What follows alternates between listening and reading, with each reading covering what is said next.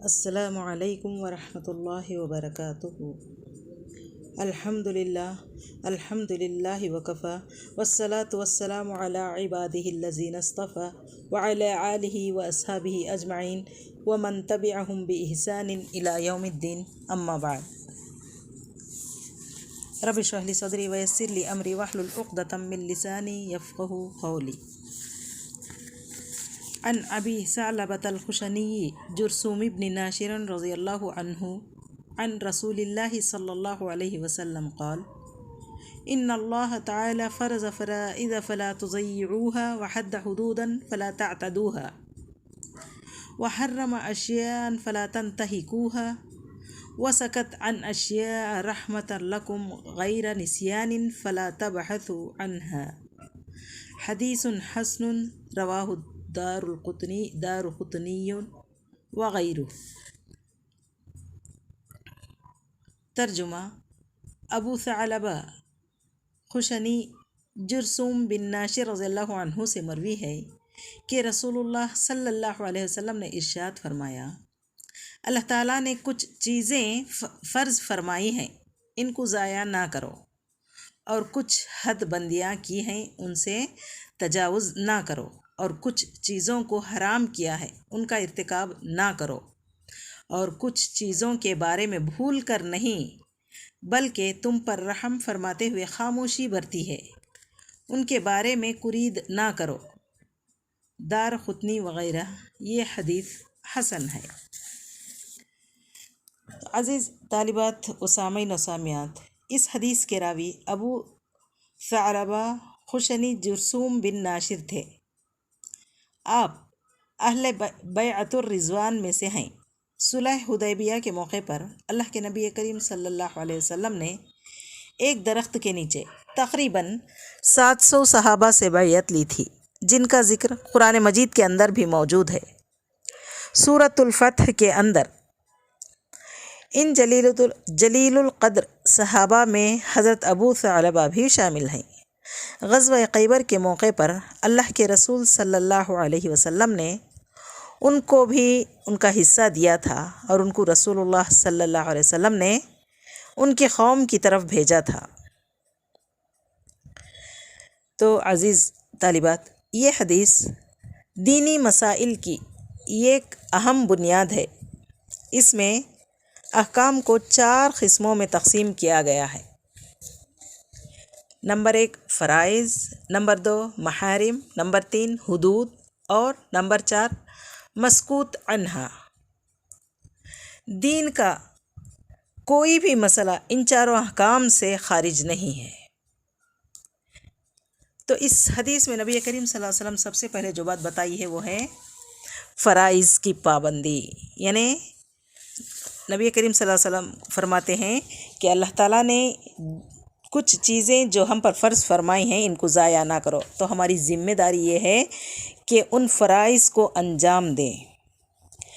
فرائض کی پابندی نہایت اہم ہے۔ یاد رہے کہ فرائض کی 2 قسمیں ہیں: فرض کفایہ اور فرض عین۔ فرض کفایہ وہ عمل ہے جس کی انجام دہی شریعت میں مقصود ہے۔ اس سے یہ مقصود نہیں کہ اس کا فاعل کون ہے، اس کا حکم یہ ہے، یعنی فرض کفایہ کا حکم یہ ہے کہ اگر چند لوگوں نے اسے انجام دے دیا تو یہ تمام لوگوں سے ساقط ہو جائے گا۔ اس کی مثال اذان و اقامت اور جنازے کی نماز وغیرہ کی ہے۔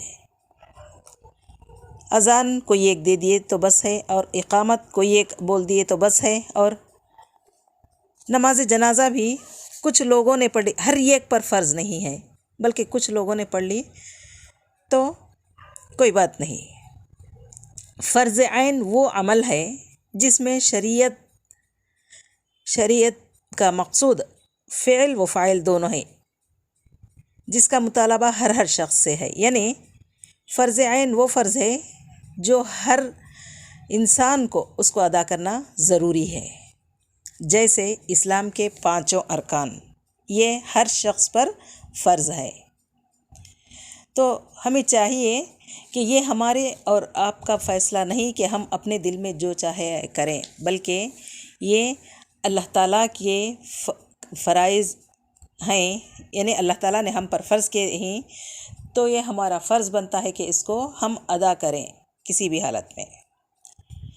اور اس حدیث میں دوسری بات جو اللہ کے رسول صلی اللہ علیہ وسلم نے فرمایا ہے وہ ہے کہ محارم یعنی حدود، اللہ کی حدود سے تجاوز کرنا حرام ہے، یعنی تجاوز کرنا مطلب اس سے آگے بڑھ جانا، وہ حرام ہے۔ حدود اللہ میں اوامر اور نواہی، یعنی اللہ تعالیٰ نے جو حکم دیا ہے وہ بھی ہیں، اور جن چیزوں منع کیا ہے وہ دونوں داخل ہیں۔ اوامر و احکامات کے تجاوز یعنی آگے بڑھ جانے سے روکا گیا ہے۔ مثلاً اللہ تعالیٰ سورہ بقرہ آیت نمبر 229 میں فرماتے ہیں تلک حدود اللہ فلا تعتدوها ومن يتعد حدود اللہ فاولئک هم الظالمون، یہ اللہ کی حدود ہیں، خبردار ان سے آگے نہ بڑھنا، اور جو لوگ اللہ کی حدوں سے تجاوز کر جائیں وہ ظالم ہیں۔ تو اس سے ہمیں یہ معلوم ہوا کہ اللہ تعالیٰ نے جو حد بندیاں قائم کی ہیں اس سے آگے ہرگز نہیں بڑھنا ہے۔ جیسا کہ 3 آدمی عائشہ رضی اللہ تعالیٰ عنہا کے پاس آئے اور ان سے حضور صلی اللہ علیہ وسلم کے متعلق سوال کیا کہ آپ کے عبادات کیسے تھے، آپ شب و روز میں کیسی عبادت کیا کرتے تھے وغیرہ۔ جب انہوں نے سنا کہ نبی کریم صلی اللہ علیہ وسلم ایسی عبادتیں کرتے تھے تو انہوں نے کہا کہ نبی تو نبی ہیں، اتنے نیک ہونے کے باوجود اتنی عبادتیں کرتے ہیں۔ تو ان تینوں میں سے ایک نے کہا کہ میں اب سے آج کے بعد سے میں ارادہ کرتا ہوں کہ رات میں ہرگز نہیں سوؤں گا بلکہ ساری رات عبادت کروں گا۔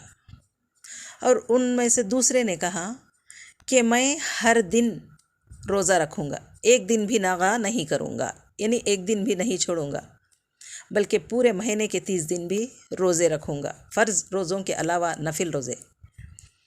اور تیسرے نے کہا کہ میں شادی بالکل نہیں کروں گا، اس سے کیا ہے دنیا داری میں پڑنے کا شبہ ہوتا ہے۔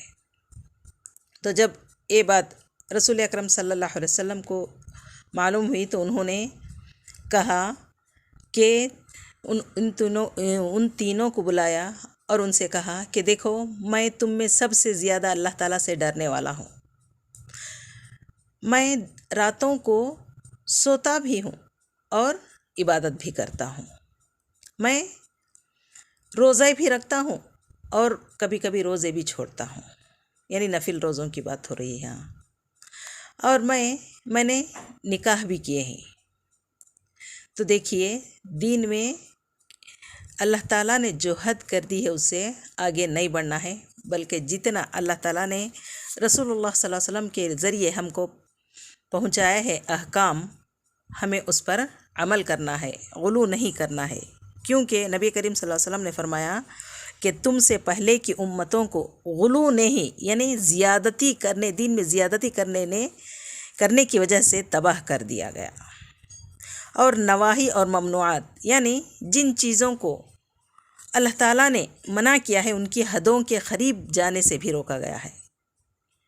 ارشاد باری تعالیٰ ہے تلک حدود اللہ فلا تقربوها کذالک یبین اللہ آیاتہ للناس لعلہم یتقون، سورہ بقرہ آیت نمبر 180 پر 7۔ یہ اللہ تعالیٰ کی حدود ہیں، تم ان کے قریب بھی نہ جاؤ۔ اسی طرح اللہ تعالیٰ اپنی آیتیں لوگوں کے لیے بیان فرماتا ہے تاکہ وہ بچیں، یعنی تمام گناہوں کے قریب جانے سے بھی شریعت میں روکا گیا ہے۔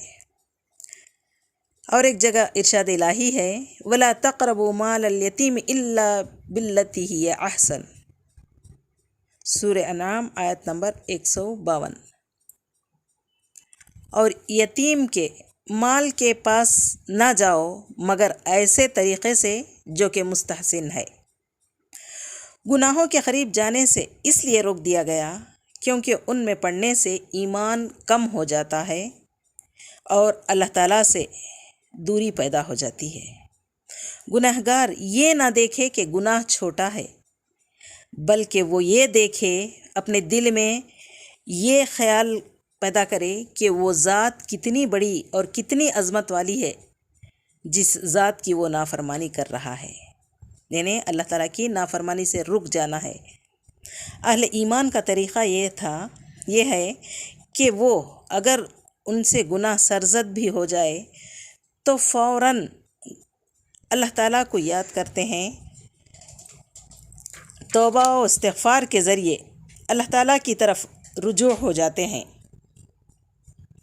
اور چوتھی بات جو اس حدیث میں ہمارے نبی کریم صلی اللہ علیہ وسلم فرماتے ہیں، مسکوت عنہا وہ امور ہیں جن کے بارے میں شریعت میں خاموشی اختیار کی گئی ہے، یعنی اللہ تعالیٰ نے جن کا کوئی حکم بیان نہیں کیا گیا ہے، ایسے امور کا حکم یہ ہے کہ وہ معاف ہیں، ان کے بارے میں زیادہ بحث نہیں کرنا ہے، یعنی زیادہ سوال نہیں کرنا ہے۔ صرف ہم ایسا نہیں کہ زیادہ سوال کریں گے اور اگر ہم کو کوئی حکم ہو جائے تو ہم اس کو ادا کر نہ پائیں گے، اس حکم کو بجا لانے میں ہم کو دقت پیدا ہو، تو اس لیے ہمیں چاہیے کہ سمعنا و اطعنا، یعنی ہم نے سنا اور ہم نے اطاعت کی، صرف اتنا ہی۔ اور زیادہ سوال کرنے سے کیا ہے، ہمیں بچنا چاہیے۔ تو یہ حدیث، اور ہمیں ہمیشہ اللہ تعالیٰ سے یہ دعا کرنا ہے کہ اے اللہ، یہ حدیث کا جو پڑھنے پڑھانے کا یہ جو کام ہم کر رہے ہیں الحمدللہ، تو یہ عمل ہمیں جنت میں لے جانے کا باعث بنا۔ تو ہم اللہ تعالیٰ سے دعا کرتے ہیں کہ اللہ تعالیٰ ہم ابھی جو اس حدیث میں پڑھے ہیں، یعنی فرائض کی ادائیگی کرنے کی ہمیں توفیق عطا فرمائے، اور اللہ تعالیٰ کے حد بندیاں جو ہیں ان سے آگے نہ بڑھنے اور حرام چیزوں کا ارتکاب نہ کرنے کے ہمیں توفیق عطا فرمائے، اور ہمیں زیادہ سوال کرنے سے اللہ تعالیٰ ہمیں محفوظ فرمائے، اور ہمیشہ اللہ تعالیٰ اپنے حفظ و امان میں رکھے۔ آمین ثم آمین۔ وآخر دعوانا ان الحمد للہ رب العالمین۔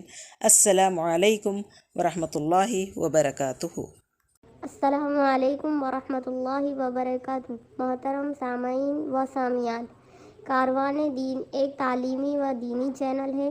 رمضان کے بابرکت مہینے میں اپنے نفلی صدقات و خیرات اور عطیات سے نوازیں، شرعی علم کو فروغ دینے میں ہماری مدد کریں۔